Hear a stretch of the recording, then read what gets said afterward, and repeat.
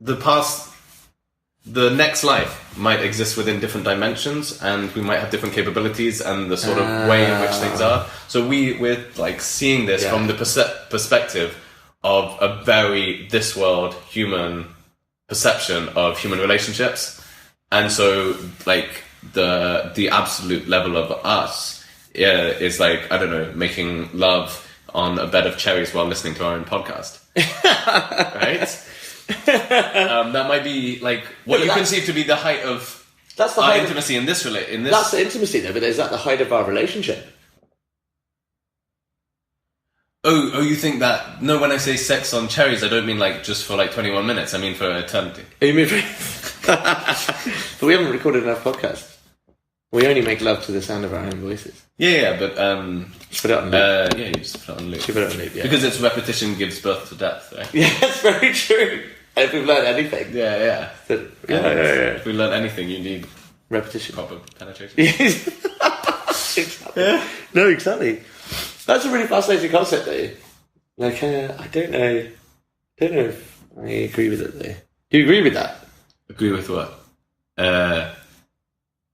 What are we agreeing? The cherries? No, with the... maybe peaches is better.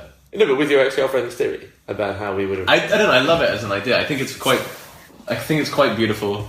I don't know if I necessarily agree with it. But something does make sense about it. Is it just not another way of trying to make a reason for why you're with someone?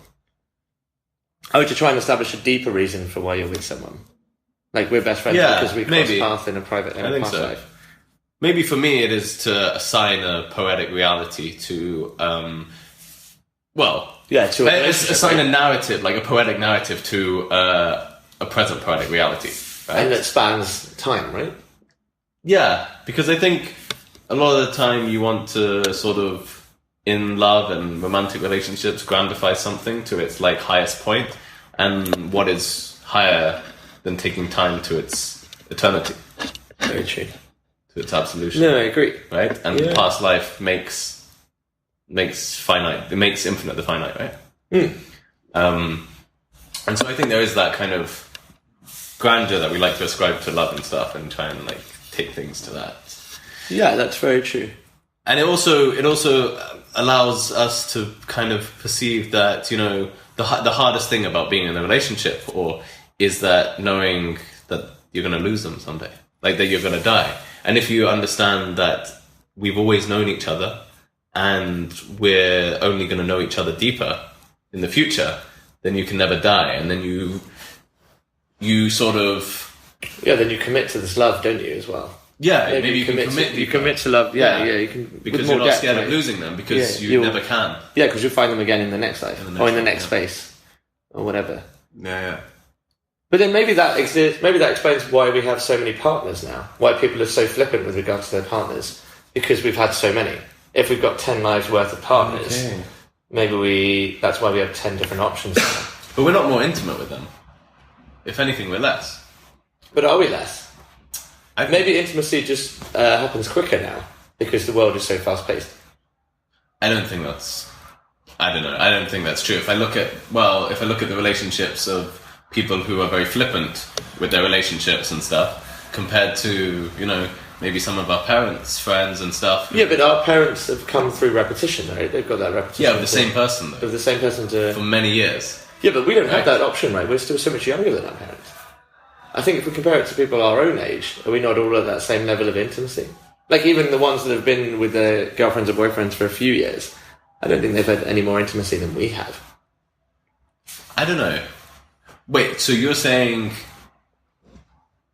that's interesting. So, if we date a different girl every year for 5 years, we haven't experienced any more intimacy than somebody who has dated the same person, or a deeper sense of intimacy that they do. Yeah, and I think that's purely because people don't access that level of intimacy anymore. Yeah, so your point is so, like, in the past we did have deeper intimacy. Yeah, whereas now we don't. But that's because of the past, that we build up so much intimacy that we have too many people to resume the intimacy with. Okay, and we just can't balance all our oranges. Yeah. Or peaches. Yeah. Yeah, that's an interesting idea. It's Yeah. kind of nice theory. Yeah, but I do think the dream and the nightmare thing is. I just feel like people don't. I don't know if people have thought about it in that way before. Or maybe people do see What it does as a it make gateway. it? No, I think a lot of like some spiritual traditions do definitely consider the dream to be an alternative reality, and you like move into this alternate reality, and Yeah. actually that there's so much suggestion in that, or like even premonition or prophecy that Yeah, that's occurs very within true. dreams that you can live by and guide your life. But they're so complex, and the memory of them It's is so flippant, right? Yeah. And also, your memory of them is so easily skewed.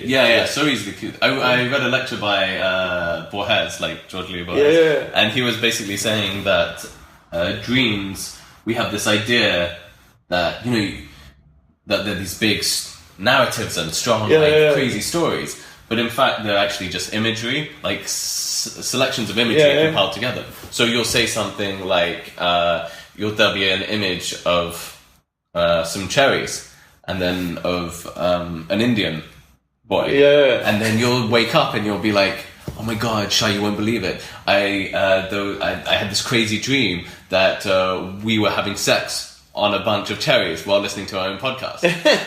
And you've just created this from two narrative from images. just two things. Yeah, And yeah. basically all it was a picture you saw at the fruit market. And so you some think- random Indian boy. So you think that dreams are just images that we've picked up during the day, but our mind is just arranging them potentially, or compartmentalizing it? Yeah. Like putting them into compartments. Well, I think we do this with everything, right? Like even if I take a glass and I cover up one side, then you make up in your head the image of the left, right? Yeah, that's very true. So you can see. Yeah. And I think we have a problem with like uncertainty and incompleteness, and so we just want things to be like sort of rounded and sanded off neatly together. But it will never And be so- that way. Yeah, it'll never be that way, but we can still create like fictionalized realities in which it is that way, and then sort of, I don't know if that satisfies us more or less, because I guess that's maybe a question for the next podcast or something. Yeah. Like at the end, does truth always satisfy higher than delusion? Like, But is truth always superior to delusion? I think delusion is always superior. Delusion is always superior. Yeah, delusion- Like otherwise, how would we be able to make a podcast or exist? Yes. But I think there can be truth in delusion. No, I think so, and there can be delusion in truth, right? Yeah. Like, well, there can be a trueness to a delusion, even though the delusion itself is not true. But don't you think you need the delusion Truth. to access truth? I don't know, not necessarily. No? Maybe we should put a pin in this and like bring it up next time. Maybe. But do we ever bring up anything next time? No, that never happens. This never happens. And also, where would we find a pin?